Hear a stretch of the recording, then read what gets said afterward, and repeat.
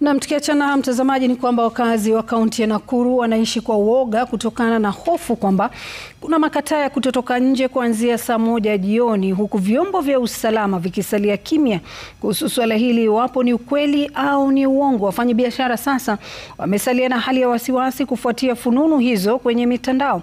Ivan Sasiba anazungumza na mbunge wa Nakuru Magharibi Samuel Arama na baadhi ya wafanyabiashara kutoka kaunti hiyo. Ivan Sasiba, Mheshimiwa mbunge Samuel Arama anasema nini kuhusiana na makataa haya?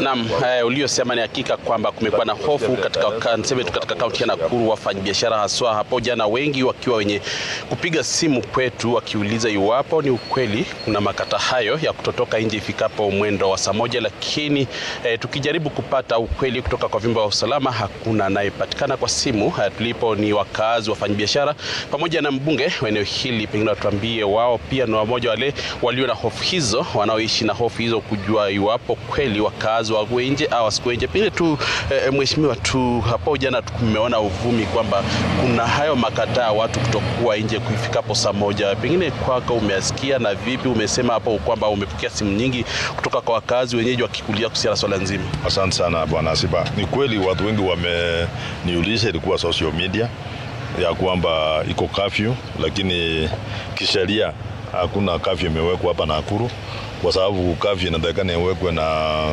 CS for Interior na weke kwa Kenya Gazette, kwa sababu hakuna. Nataka kuambia watu ya Nakuru County, haswa Nakuru Town West, ya kwamba waendelee kufanya kazi yao kawaida vile wanafanya kila siku, kwa sababu hatuwezi kuenda kusema atiko curfew na sisi tunajua hakuna.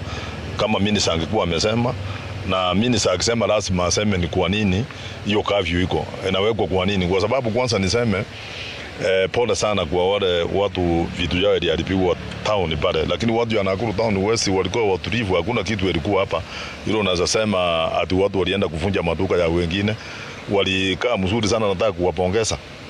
Itakuwa ni makosa kubwa sana saa hii county security or sub county security wakutana waanze kuambia watu ati wasitoke nje after saa 2, ati waende mapema na watoke kama kumerauka saa 2. Nataka kuambia watu ya kwamba hiyo kitu kama hii hakuna. Let them continue kuenda kazi vile walikuwa wanaenda, wasidanganywe. Hakuna curfew, there is nothing like that.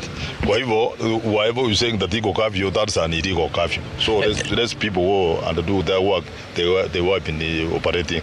Nimeweza kuzungumza na baadhi ya wale wasimamizi wa usalama ambao pengine tu kwa siri wanasema kwamba hawangetaka watajwe, lakini wanasema kwamba ni ile hali ya kutaka kuweka uoga kwa wakazi ili wasalie nyumbani, ili wasiwe wenye kutokana na ile hali iliyokuwa sintofahamu ya siku ya maandamano. Pengine wewe umefika Asiba, hiyo ni sheria gani? Kwani iko sheria nasema atiweka wananchi uoga ndio uendelee? There is no law.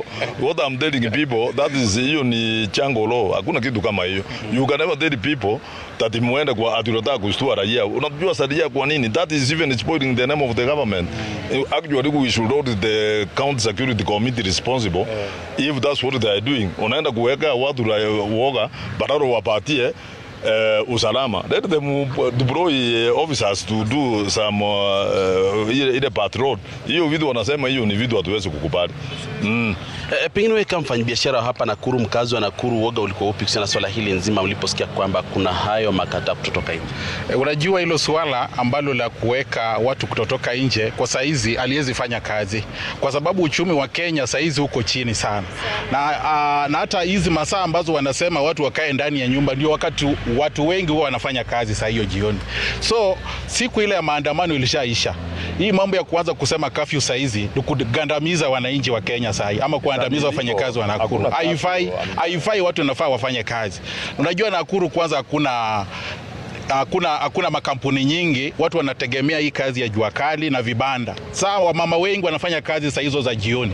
So hakuna haja ya kuzuia ati kwa sababu ya kutisha watu tuko sawa kabisa, amani iko na tunaendelea vizuri. Sioni haja pengine tu wewe kama mfanyabiashara ambao kawaida kwa sekunde za kuhesabu kazi gani unafanya na pengine ujumbe huu ulipataje?